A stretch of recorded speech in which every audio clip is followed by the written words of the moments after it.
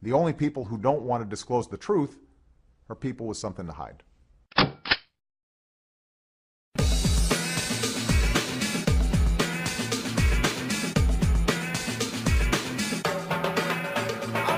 Give Roger a call at 1-877-84-ROGER. The Roger Hedgecock Show starts now. All aboard the night train. Welcome aboard. Glad you're there. Let's go to Neil next. Neil, welcome to the program. Hi. Hi there. Hey, I'm calling from your own home state of San Diego. Thank you. Hometown. Yeah, hometown. We're not a state yet, but we're going to secede one of these days. We're in quite a state here. Yes, we are. You made some comments about all this stuff missing from Obama's records. Yeah. Nobody can find them. I'm sure you're aware that on 26 January, next Thursday, this coming Thursday, there will be a hearing in Atlanta, Georgia, where all of this will come out. Judge Mahili has issued subpoenas for all these records that you ask about. You aware of this? Yes, I am, and I'm not sure that this local judge is going to get any farther than anybody else has. But yeah, she said he has to appear, and or send someone in representing him to present those records. It's going to be interesting to see what happens. Well, here's the interesting part. It's going to be streamed live, gavel to gavel, so people all across the country will be able to see it. Where can we see it? But it won't make any difference whether he's there or not, because evidence will be presented of why he didn't have any records at Columbia.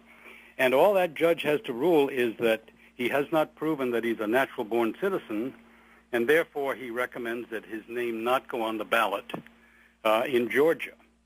And then the Secretary of State can just step up and say, well, I can't put his name on the ballot because he can't prove that he's constitutionally eligible to be a candidate. So you see, this subpoena is not calling for President Obama to show up. It's calling for candidate Obama.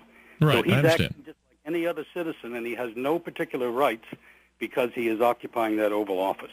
Let me ask you, Neil, where can we go and watch this thing? You said it was gavel to gavel. Where's that? If you go to the coverage, it's called Article 2, the number 2. I'll tell you the other one will get it. tpath.org, TPATH.org. tpath.org. All right, well, I'm going to take a look at that. When is this hearing? It's Thursday, 9 a.m. Eastern Time. Right. And it's going to be quite a scene. There's a I bet state it is. representative, Mark Hatfield, is holding one of the 3 cases that are being presented, and the evidence is shocking. I'm going to tell you why there's no record of him at Columbia. Yeah, why? He never was there. We researched all the records. We researched the yearbooks and discovered that he wasn't. Wayne Allen Root even testified at this hearing in writing that he never met him there, never saw him there. Yeah, I was talking about that earlier. Yeah, so the question comes, why doesn't the media investigate it? You're the media, Roger. You should get that out there, get the word out, and start demanding. I'm the media. Well, that's why I'm talking about it. I mean, I think I've finally come to the conclusion that, look, while we're thrashing through all of the real or fictional pasts of our presidential candidates on the Republican side, it strikes me as an interesting contrast that we don't know a single thing about the incumbent. So that's why I raised it today. Yeah, when they did that for John McCain, they had Senate Resolution 511 that determined that McCain was a natural-born citizen because both his parents were citizens. Right. And one of the guys sitting on that committee that made that ruling, well, of course, was Obama, sitting there with not both his parents being citizens. So, in effect, he has declared himself not a natural-born citizen, and he has, in fact, declared himself as not being eligible to be a candidate for president. So it'd be interesting to get his reaction to that. Where the hell are the reporters on all this? Oh, I tell you, this cover-up is so deep and so far that I want to make my final comment about people being called birthers. Yeah. Now, anybody who's called a birther is somebody who's interested in supporting the Constitution, and they are concerned with Article 2, Section 1, that says no person except a natural-born citizen shall be eligible for the office of presidency. And therefore, anybody who says someone who uses the pejorative to describe somebody who's interested in upholding the Constitution must be a betrayer of that very same Constitution. So well, I don't come to, look, I don't come to that conclusion, Neil. I've been impressed by the fact that he probably was born in Honolulu, because they've got that birth announcement from the Honolulu newspaper, in the week that he was born, right? Can I explain that to you? Well, I've seen the announcement. Is it fake? Well, no, it isn't. Well, we're not sure of that. But number one, to make that announcement, you realize that anybody could be born anywhere in the world and have gotten a Hawaiian certificate of birth, because any parent. But I understand that, Neil. But to have somebody put it into the paper back in, when was it, 61 or whatever it was, it seems to me that if they were plotting from then for this guy to be president of the United States, that's implying a pretty interesting conspiracy, right? No, that's not part of the plot.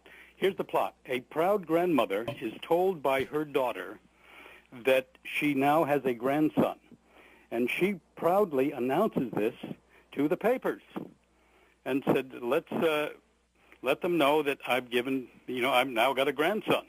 That's all it was. The announcement that was put forth in the papers, and it was the same one in both papers, so they both used the same call-in, or whoever notified the newspaper that somebody was born in 1961. There was no plans that 49 years later they were going to make him president.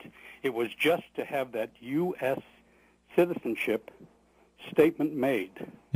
So there's no conspiracy to do that. Here's the thing, Neil. You're obviously hip deep in this. Do you have a website or something where all this information is? Actually, I'm doing all my work now through ObamaBallotChallenge.com. ObamaBallotChallenge.com. All right. Yeah. Hey, listen, I don't want to get too far in the weeds on this thing, but I appreciate your having gotten into this. And as we get further down the road, I'm going to be asking these questions of the reporters I run across. We go to these primary states, and I see a lot of these reporters, and I think they ought to be asked. This is kind of stuff that seems to me to be pretty basic. When we vet all of the Republicans so thoroughly that we get Andrea Mitchell making stuff up about about Romney's ancestors being illegal aliens. We don't even know the actual facts about Obama. Neil, thanks. I appreciate the call. He sounded like he knew what he's talking about. All right, we'll take a break. 877-84-ROGER. Back after this. The only people who don't want to disclose the truth are people with something to hide.